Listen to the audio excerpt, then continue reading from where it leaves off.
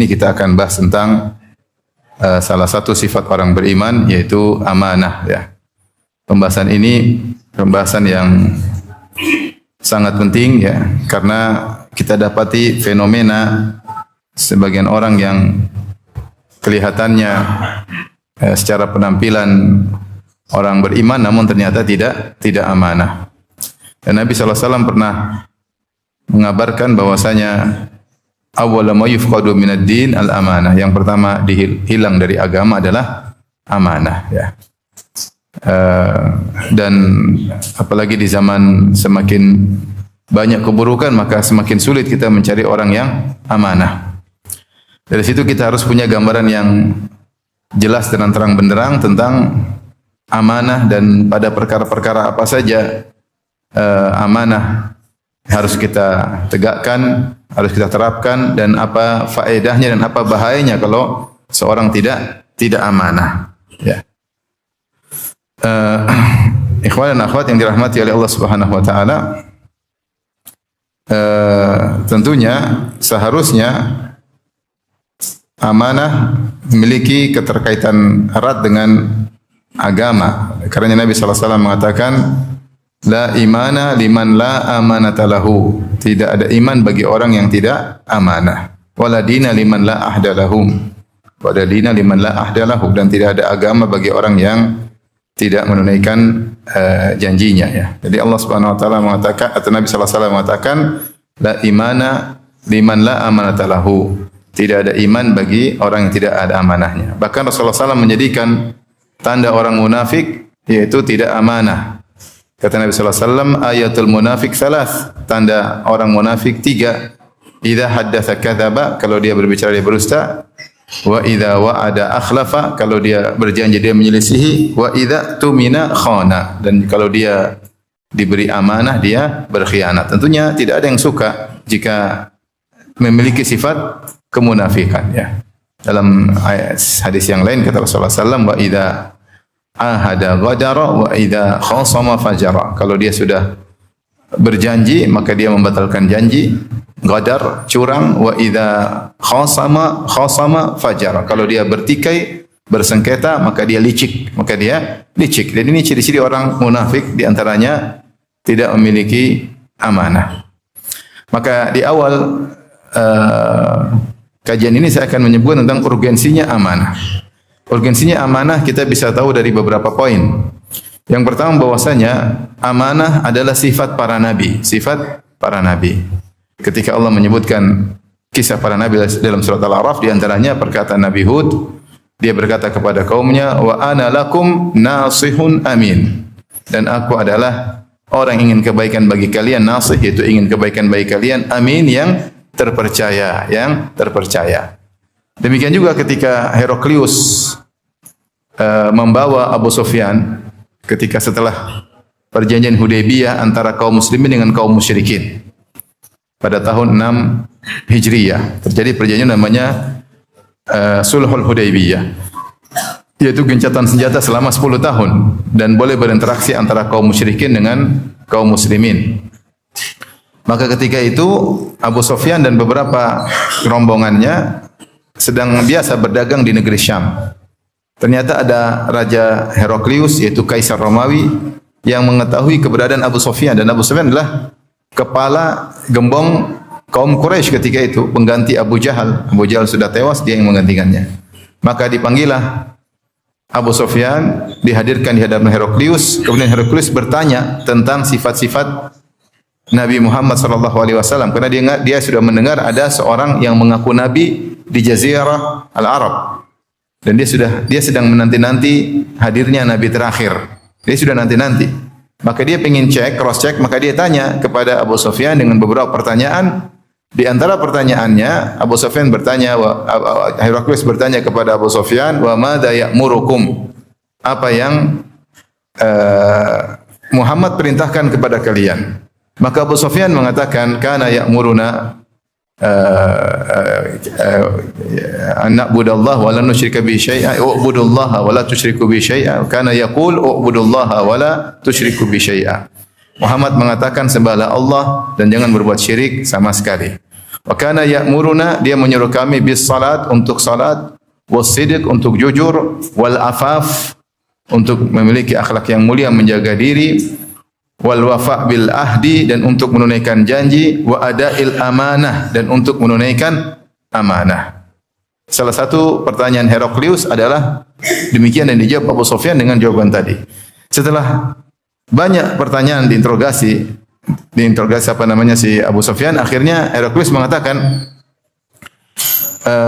ketika aku bertanya kepada engkau, fa innaka za'amta, engkau menyangka annahu ya'murukum bis salat, bahwasanya Muhammad menyuruh kalian untuk salat, was sidq, untuk jujur, wal afaf, untuk menjaga diri, berakhlak mulia, wal wafa bil ahad, dan untuk menunaikan janji, wa adail amanah, dan untuk menunaikan amanah.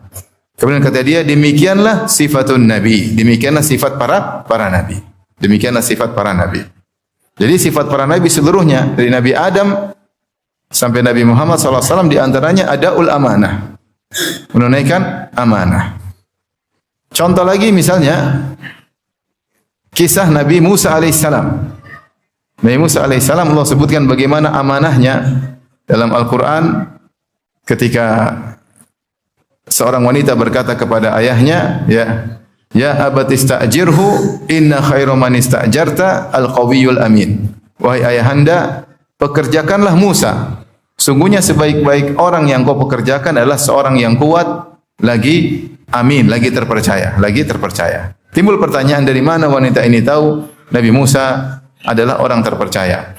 Dalam Al-Quran Allah mengatakan, walamma warada ma'a Madyana wajada alaihi ummatan minan nasi yasqun wa wajada min dunihim imra'ataini tadhudan qala ma khatbukuma qala la nasqi hatta yusdira ar-ri'a wa abuna shaykhun kabir fasaqa lahumā thumma tawalla ila dhil faqala rabbi inni lima anzalta ilayya min khairin faqir. Ketika Musa alaihissalam kabur dari kejaran Fir'aun dan bala tentaranya, maka dia kabur tanpa membawa bekal sama sekali. Maka dia berjalan dengan perjalanan yang sangat jauh dari Mesir menuju ke Saina, yaitu dari benua Afrika menuju ke benua Asia. Sampai di Madian. Khilaf Madian di mana lokasinya, ada yang mengatakan di Yordan, ada yang mengatakan di Tabuk di Saudi Arabia. Intinya perjalanan ratusan kilo dia tempuh dan dia tidak bawa bekal sehingga dia kelaparan. Sampai disebutkan dia sering makan daun sehingga tubuhnya kelihatan ada warna hijau saking banyak daun yang dia makan. Kemudian dia tiba di Madian, ketemu orang-orang sedang kumpul di sebuah sumur. Tiba-tiba dia melihat ada dua wanita yang menghalang-halangi kambingnya, tidak ikut ambil air di sumur tersebut. Rupanya penduduk negeri situ penduduk yang tidak baik. Ya. Harusnya wanita duluan. Ya. Harusnya ladies first, katanya demikian. Ya. Ini perempuan cuma dua orang, ternyata dibiarkan. Harusnya kalau perempuan cuma dua orang, udah mereka berdua dulu berlaki-laki. Ternyata mereka tidak demikian. Laki-laki dulu ambil air. Maka Musa datang kepada kedua wanita tersebut. Musa alaihissalam berkata, ma khatbukuma, apa yang buat kalian, apa gerangan kalian, kenapa kalian tidak ambil air? Maka mereka berdua mengatakan, la nasqi hatta yusdirar ri'a. Kami tidak akan ambil air sampai laki-laki semua pergi dulu. Wa abuna syaikhun kabir, adapun ayah kami sudah tua, ya, sehingga tidak bisa mengambil air. Harusnya laki-laki yang ambil air, tapi ayah kami sudah tua, maka kami yang ambil air. Maka Musa pun mengambil air bagi mereka berdua, kemudian beliau pun bernaung di bawah sebuah pohon, kemudian berdoa kepada Allah agar diberi kebaikan dari Allah, itu beliau minta makan. Kemudian akhirnya datanglah wanita, salah satu dari wanita tersebut kepada Nabi Musa, ihdahuma tamshi ala istihya.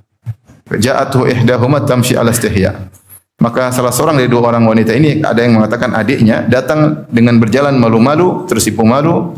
Qalat inna abi yad'uka liyajziyaka ajra ma saqaita lana. Sungguhnya ayahku mengundangmu untuk memberi ganjaran karena kau telah mengambilkan air bagi kami. Karena Musa ambilkan air buat mereka. Taib. Wanita ini setelah Nabi Musa ketemu dengan bapaknya, wanita ini mengatakan, wahai ayahanda, kerjakanlah Nabi Musa, sungguhnya dia kuat dan dia terpercaya. Dari mana tahu Nabi Musa kuat? Disebutkan oleh para ulama, karena ketika itu Nabi Musa mengangkat tutup sumur yang harusnya hanya bisa diangkat oleh 8 orang, ternyata diangkat sendiri. dia angkat sendiri, dia angkat tutup sumur, kemudian ditutup kembali, dan ini sangat berat, namun Nabi Musa bisa mengerjakan sendiri. Maka kedua wanita tersebut heran dengan kekuatan Nabi Musa. Timbul pertanyaan berikutnya, dari mana wanita ini tahu bahwasanya Nabi Musa amanah? Tentunya dari perilaku Nabi Musa yang hanya sekejap, tidak lama. Nabi Musa ketika ketemu mereka berdua dengan penuh adab, ingin menolong tanpa ada keinginan apa-apa, padahal dia dalam kondisi kecapean, dalam kondisi kelaparan, dalam kondisi kelelahan, dan dia orang asing, tetapi dia berani untuk datang menemui wanita tersebut karena kasih sayang, ingin menolong dua wanita tersebut. Ini orang amanah seperti ini. Ya, ketika melakukan sesuatu tanpa pamrih, ingin melakukan kebaikan, ini ciri-ciri orang amanah. Dan dia berbicara secukupnya saja.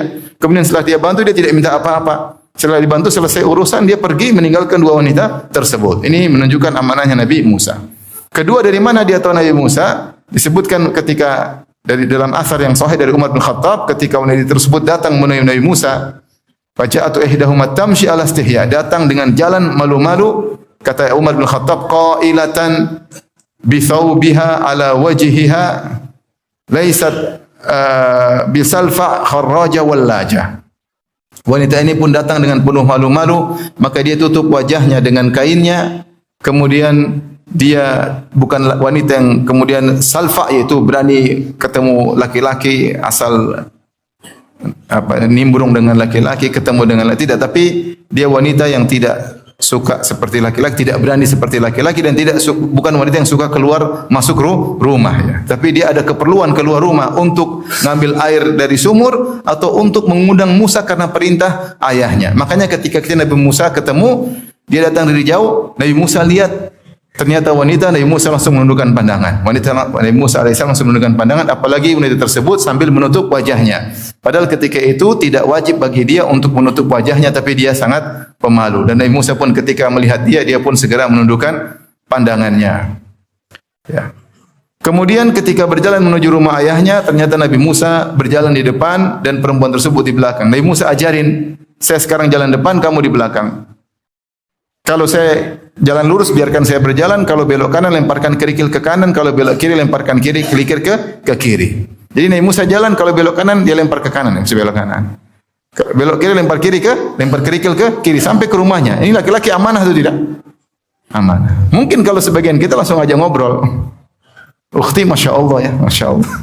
Masya Allah, saya lagi lapar-laparnya. Ukhti, Masya Allah. Anti datang pada waktunya. Allah telah kirim anti buat saya. Subhanallah. Mungkin kalau sebagian kita demikian. Tapi Musa tidak. Subhanallah, dia tahu jaga diri. Kalau perempuan itu jalan di depan, dia akan melihat lekuk tubuh wanita tersebut. Kalau jalan di samping, bisa tengok-tengokan. Bisa ngobrol-ngobrolan, padahal mereka berdua tidak ada hubungan kemahraman. Maka cara agar amanah tetap terjaga, Nabi Musa di depan, perempuan tersebut di belakang. Dari sini wanita ini tahu bahwasanya Nabi Musa adalah seorang yang amanah. Maka dia mengatakan, inna khairu man istajarta al-qawiyul amin. Sungguhnya orang terbaik yang kau pekerjakan adalah orang yang kuat lagi amanah. Karena Nabi Musa amanah. Demikianlah sifat para nabi. Terlebih lagi Nabi Muhammad sallallahu alaihi wasallam. Nabi Muhammad sallallahu alaihi wasallam diberi gelar dengan al-amin oleh kaum musyrikin. Kaum musyrikin. Ketika masih zaman jahiliyah, Nabi Muhammad SAW dikenal dengan orang yang amanah. Tidak pernah bohong sama sekali. Makanya ketika dia memanggil kaumnya, kemudian dia berkata, wahai kaumku, kalau saya kabarkan di balik gunung ini, di atas bukit Sofa, Nabi Muhammad panggil mereka kumpul semua orang Quraisy. Rasulullah SAW berkata, kalau saya kabarkan di balik bukit ini ada pasukan berkuda ingin menyerang kalian, akuntum musaddiqiyya, apa kalian akan membenarkan aku? Kata mereka, ma jarrabna alaika kadhiba, kami enggak pernah tahu kau dusta meskipun sekali. Ma jarrabna alaika illa sidqa, yang kami tahu kau selalu jujur, kami pasti benarkan. Maka Nabi Muhammad sallallahu alaihi wasallam mengatakan, fa inni nadhirul lakum baina yaday adzabin syadid, sungguhnya aku memberi peringatan pada kalian sebelum datang adab yang pedih. Itu hati-hati akan datang hari kiamat, bertakwalah, tinggalkanlah kesyirikan. Ketika Rasulullah menyebutkan hal tersebut, maka mereka marah. Maka berdirilah Abu Lahab, pamannya Nabi sendiri, Maka dia berkata, tabban laka ya Muhammad sa'iral yaum alihada jama'tana, celaka engkau wahai Muhammad sepenuh hari. Cuma gara-gara ini kau kumpulkan kami kira ada apa? Ternyata kau cuma memperingatkan katanya akan ada hari kebangkitan. Celaka engkau wahai Muhammad. Maka turun firman Allah, tabbat yada abi lahabi wa tab. Celaka kedua tangan Abu Lahab, masuk neraka. Tapi yang jadi perhatian kita, Rasulullah tidak pernah berdosa sama sekali. Tidak pernah berdosa sama sekali. Ya. Maka dia digelar dengan amanah. Ya. Saking Rasulullah amanah, sampai akhirnya disebutkan dalam buku-buku sejarah, buku sirah, Khadijah pun tertarik karena mendengar amanahnya Rasulullah sallallahu alaihi wasallam. Makanya Khadijah melalui perantara menawarkan Nabi untuk jadi pekerjanya, bekerja sama Khadijah. Tidak lain Nabi Khadijah ingin tahu bagaimana amanahnya Nabi karena berita sudah banyak. Tetapi namanya kalau mau cari suami harus pasti. Ya, cuma dengar-dengar saja ternyata berita burung ya. Katanya soleh, ternyata kurang ajar. Katanya amanah, ternyata tukang bohong. Maka Khadijah pun meminta Nabi untuk bekerja dengan dia, yaitu dengan mudharabah, yaitu modal dari Khadijah. Kemudian yang jualan adalah Nabi sallallahu alaihi wasallam. Kemudian Nabi pun bersafar ditemani oleh budaknya yaitu Maisarah. Jadi boleh dikata Maisarah ini adalah kalau mau dibilang informannya Khadijah. Sehingga berjalan dengan Nabi dan itu perjalanan jauh dari Mekah menuju Syam, kemudian berdagang, kemudian balik lagi.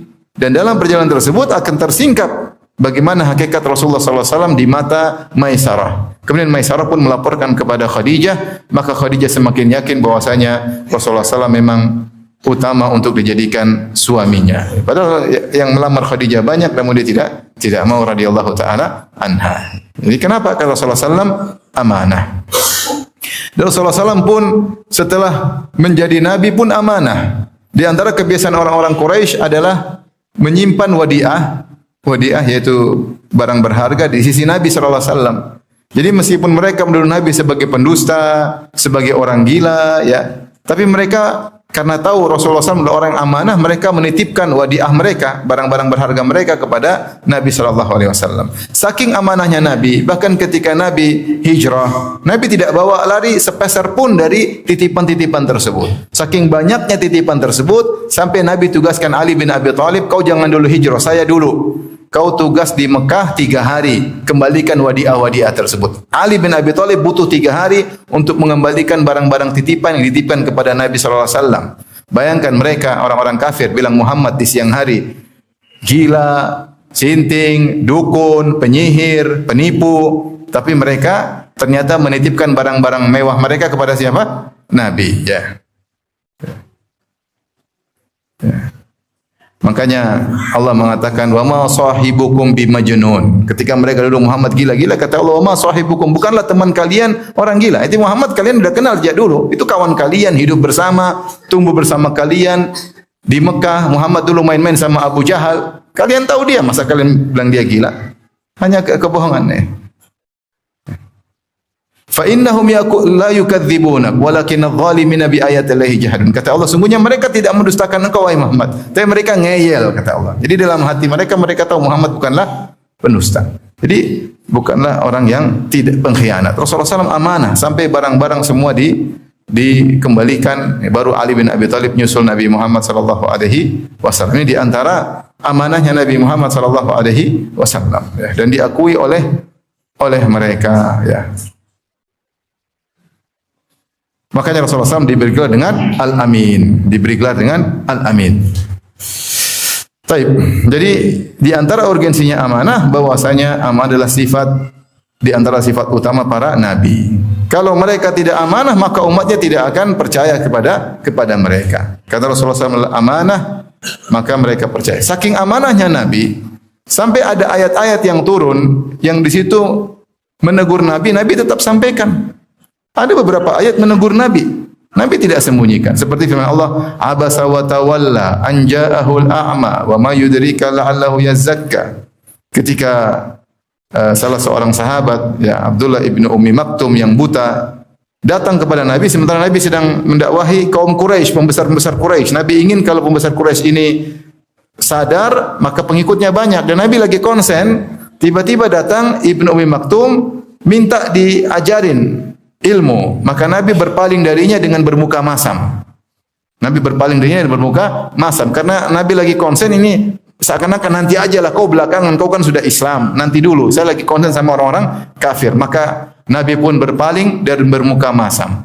Abdullah bin Ummi Maktum, dia buta, dia tahu enggak Nabi berpaling? Dia enggak lihat. Dia tahu enggak Nabi bermuka masam? Dia enggak lihat. Tetapi Allah tahu.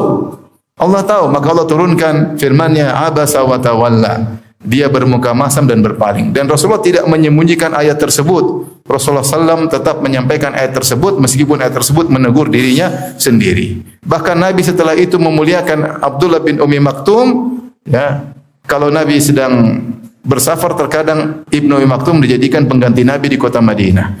Ibnu Ummi Maktum meskipun buta, dia adalah tukang adzannya Nabi Muhammad sallallahu alaihi wasallam. Ini tukang adzannya Nabi Muhammad sallallahu alaihi wasallam.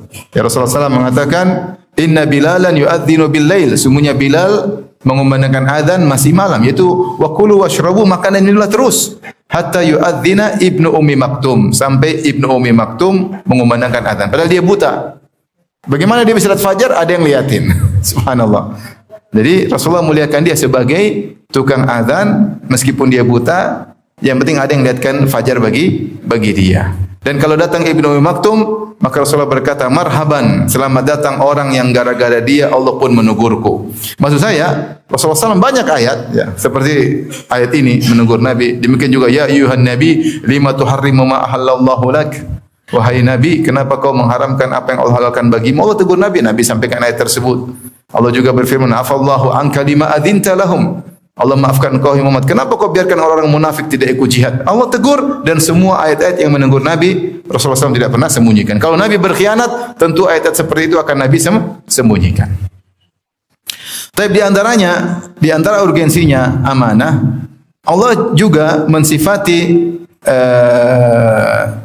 malaikat Jibril, nazala bihi ruhul amin, bahwasanya Al-Quran itu dibawa oleh Ar-Ruh, yaitu malaikat Jibril Al-Amin yang terpercaya.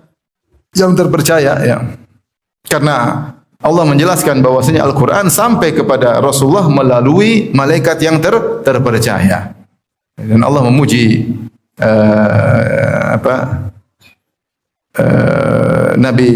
malaikat Jibril alaihissalam ya. Bahwasanya malaikat Jibril adalah malaikat yang terpercaya, yang amanah, tidak salah dalam memberikan wahyu. Tidak seperti ada sekelompok Syiah yang mengatakan malaikat Jibril salah kasih wahyu, harusnya buat Ali, ternyata salah kasih siapa? Muhammad sallallahu alaihi wasallam. Ada kelompok Syiah yang seperti itu. Yang benar malaikat Jibril tidak mungkin salah karena dia adalah malaikat yang amanah, diberikan kepada Rasulullah yang amanah juga. Sampailah Al-Qur'an kepada kita melalui para sahabat yang amanah.